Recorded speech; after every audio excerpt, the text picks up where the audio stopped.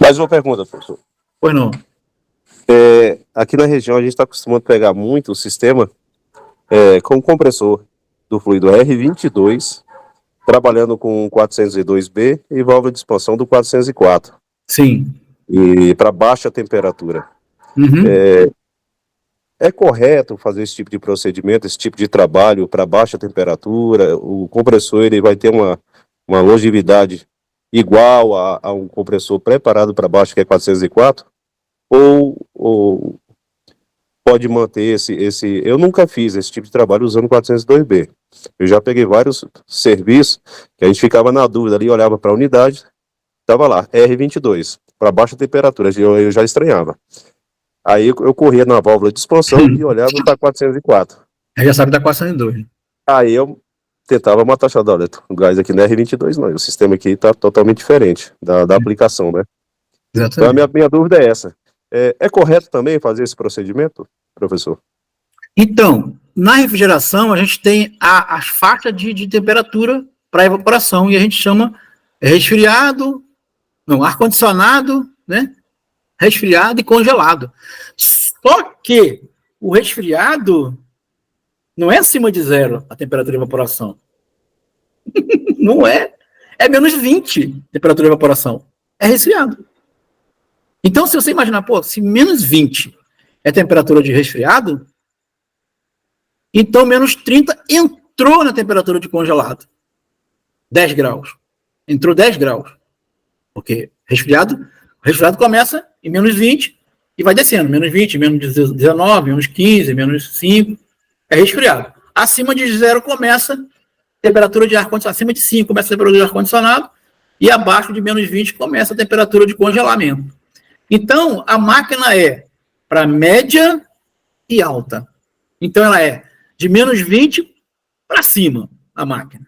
Aí você tira o gás tradicional dela, seja qual for, e ela, o fabricante diz que alguns fabricantes dizem que admite, outros não, tem que consultar. Ou que o fabricante admite que possa colocar o 402, que é um retrofit do 22, etc. e tal. E ele, como tem uma composição, e ele é baseado no 22, o 402, metade dele é 22, e outra metade, eu não lembro agora de cabeça, mas é um gás aí também halogênio, se não me engano. E aí ele passa a ser um gás para baixa temperatura. Mas aí é só pensar o seguinte, o pessoal não lembra, porque faz muito tempo que entrou no mercado e foi dado todas as explicações sobre isso. O ideal é você trabalhar até menos 20 com 402. Ah, professor, mas eu vejo lá que está menos 30. Mas não está na faixa, não está no envelope do compressor. Se você estudar o envelope do compressor, você vai ver que menos 30 não é o envelope dele. Ele está com gás de 402, ele está com gás congelado. Mas ele não é o envelope dele, não é aquele. Não é. O envelope dele não é aquele. Só do compressor não é aquele envelope.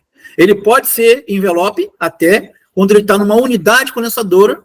Aí a unidade condensadora, o fabricante diz, usando 404 ou 402, que nem a Dor faz, evaporando a menos 30. Mas se você quiser uma baixa temperatura, não adianta aplicar aquele compressor. Ele não vai dar certo. Então depende muito do quanto você quer dentro da câmara. Eu quero dentro da câmara menos 15. Vamos uma hipótese. Menos 15. Eu já vou estar extrapolando, se eu não tiver em cidades e municípios que tenham umidade relativa do ar alta, que nem o Sul e tal, etc., Centro-Oeste, etc., né, Bahia, tal, alguns capitais que tenham a temperatura, a porcentagem de umidade alta, acima de 50%, de 60%, eu vou ter um ΔT na faixa de 6 graus. Agora, se eu estou no centro do país, ou em países que têm a umidade relativa muito baixa, abaixo de 30%, de 40%, 30%, eu vou ter um ΔT de 10 graus. Se eu somar esses menos 15 que eu quero dentro da minha câmara, mais os 10, eu vou ter menos 25. Eu já entrei na faixa de temperatura que não é o envelope do compressor. Você acha que vai funcionar 100%? Não vai. Então é só usar um pouco a cabeça, mesmo que o cara veja que está o fabricante falando que está para fazer não sei o quê, mas você tem que usar o consenso, seu consenso, a sua inteligência, o seu conhecimento, para entender que não é naquela faixa que ele vai trabalhar. Está um pouquinho fora do envelope. Vai, tá mostrando, aí tá, o retorno aqui, eu tô lendo, é menos 30, tá evaporando menos 30. Claro, você colocou o gás, o compressor vai fazer aquilo ali. Mas a eficiência dele não é igual a um compressor de baixa, de fato. Aquele que realmente vai até menos 40, sei lá, ou aqueles LTZ, sei o que aí, da Cople, etc., outros lá que é SS, um monte de modelo, mas que é para baixa temperatura. Aí você vai estar, o compressor vai estar dando envelope. E aí você não vai estar usando o 402, você vai estar usando o 404, que já é de fábrica. Então, essa troca do 402 foi um retrofit que foi necessário ser feito, porém, os fabricantes viram que botavam o 402 para fazer o retrofit do 22, o bicho não rendia. Mas não estava dando envelope do compressor. Não estava. Então, eu acredito, não sei, pode ser que eu esteja viajando, que a Danfoss não tenha mudado muito o compressor dela. Só tirou o gás, só tirou o óleo mineral e colocou o óleo sintético. Porque se eu falo com a fábrica, eu pergunto, vem cá, antes, há muito tempo atrás, não tinha essa coisa de... Essa tabela não existia. Depois que eles colocaram. Olha, eu quero fazer um retrofit aqui e tal, não sei o quê, e tal, tá dando mais baixa, isso aqui, o que eu faço? Não, pode usar, sem problema nenhum, não precisa trocar o óleo, é retrofit, só tira um gás e bota outro. Eu passei por isso. Eu passei por essa época que entrou o retrofit. Era só tirar o 22 e sapecar o 402.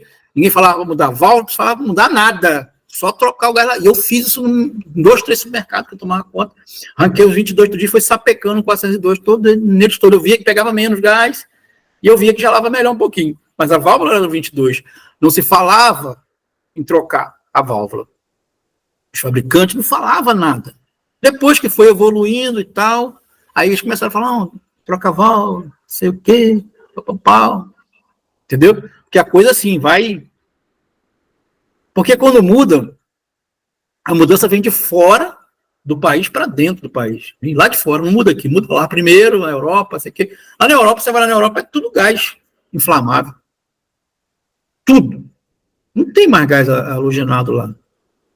Deve ter, sei lá, Portugal, África, sei lá, o diabo carrega. Agora, na Europa mesmo, digamos, Alemanha, Inglaterra, França, Itália, a coisa lá é complicada, já é o gás hidrocarboneto, já é o metano, etc. Então, não tem mais o gás, não tem mais o freon está praticamente abolido daquela desgrama.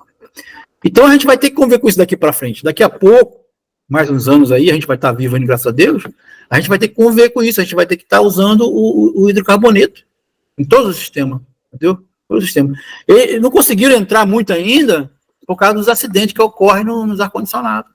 Aquele 410 é puro hidrocarboneto. É só morte, é só explosão. Então fica difícil de você se empurrar na goela abaixo do distribuidores um gás que explode na cara, um equipamento que explode na cara do técnico. Mas se não fosse por isso, já estava dominado, entendeu? Eles ficam indo para o CO2 e tal, aí você vê que a Eletrofrio já tem muita coisa de CO2 funcionando pelo país todo, já está entregando equipamento para CO2.